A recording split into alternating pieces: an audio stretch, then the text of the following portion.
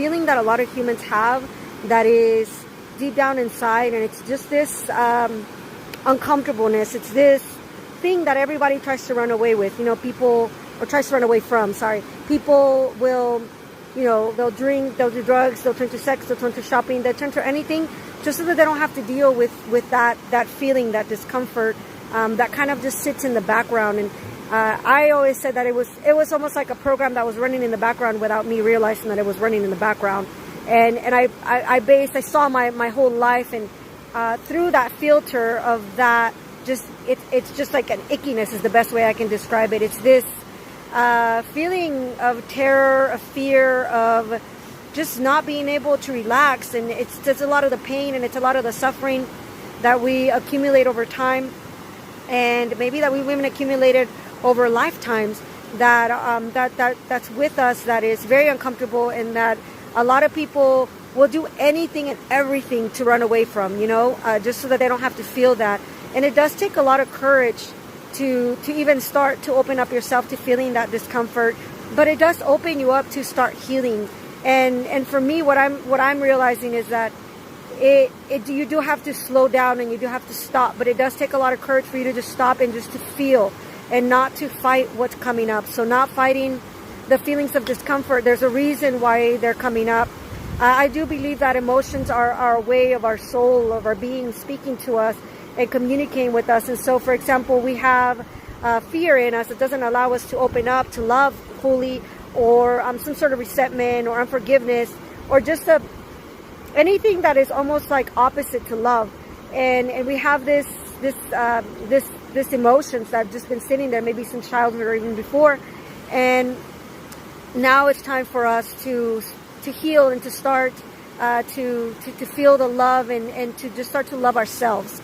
And it's almost like our soul is able to show us or give us like little things that are getting in the way of us being able to really fully step into our power, step into our love, step into our truth, and for us to really start our healing process. A lot of us, it's crazy because I say a lot of us, but the truth is that all humans have some sort of trauma that they've experienced, that they've had to go through, and that they, as children, they weren't able to deal with, they weren't able to process. And so that kind of stays back there, and it makes a lot of their decisions, it affects a lot of their decisions and the way that they view the world.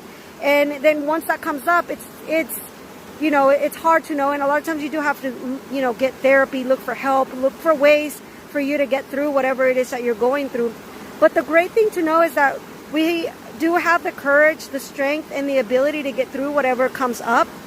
We're not alone, which is one of the greatest things that I find that is helpful to me, is realizing that we're not alone, that if we need to ask for help, we can ask for help from those around us, and we can also ask for help from those that are in spirit, what I call spirit guides, our ancestors, so many different beings that are here that are willing to help us.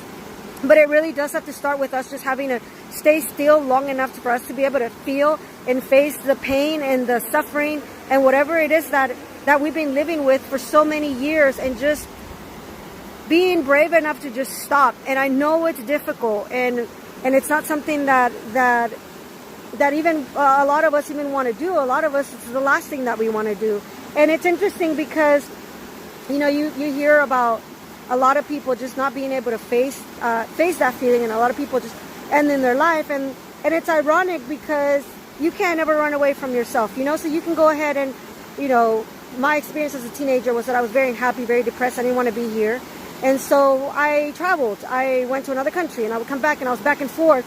And I realized at that point that no matter where I went, like that suffering, that unhappiness, that yucky feeling followed me, because it was something that, I don't want to say it was a part of me, but it was something that I had integrated into myself, that was a part of my existence, and that no matter what I did, no matter where I went, I was always there. I was that calming factor. And it's so easy when we're suffering to look at other people and say, oh, it's their fault that we're suffering. They're the ones that are causing this suffering. But to realize that we are that common factor, and that and it's not that other people don't necessarily cause you suffering, and that, you're always at fault. But realize that a lot of the suffering that humans go through isn't so much someone else doing something to you, but a lot of it is internal. A lot of it is how do we react to the things that we experience? What programs are running in the background that we're not aware of that are making the situation far worse than it should be? And it doesn't matter what stage or what part of your awakening process you're going through. It's tough for all of us. It's tough for all of us that are going through this changes and through this transition and facing, what we would say, our inner demons, or facing like those dark parts of ourselves that we don't want to see, that we don't want to face. Maybe they're memories, maybe they're belief systems, maybe there's things that we've been taught that we don't necessarily want to face. And a lot of people will just, they'll just commit suicide. They'll end it. They'll find a way to run away. And you can't run away from it. You do at some point have to just stop and say, okay, enough is enough. I need to face this. I'm worthy of happiness, of love, and I have the strength and the ability to deal with this thing that is coming up. This mound, or that seems so incapable. You're incapable of getting through. You can get through it. And the wonderful thing is that you look at the example of just humanity in general, and humanity, as a collective, we're so strong. We have been through so much, and we have experienced so much, and even some of the things that we think are like the worst things that could have ever happened to us, to other people, maybe that's an everyday thing that happens to them. And I'm not saying this to minimize anyone's suffering, because even some people, they may have an experience where doesn't seem like it would be that bad, but to them it is, because we don't know internally what's going on for them and what they're feeling. And so it's good to always try to show compassion, but to also kind of realize and put things into perspective. And I know while we're going through it, and while we're in the dark hole, it's hard for us to be able to see the full picture, and to be able to see that there is a way out, that there is a light at the end of the tunnel, as they say. And but it's when we're going through it, it's very difficult. And that's why it's always important, and I remind myself, no matter what I'm feeling, it is temporary. It's not going to last forever. I could have the worst day of my life one day, and then have the best day of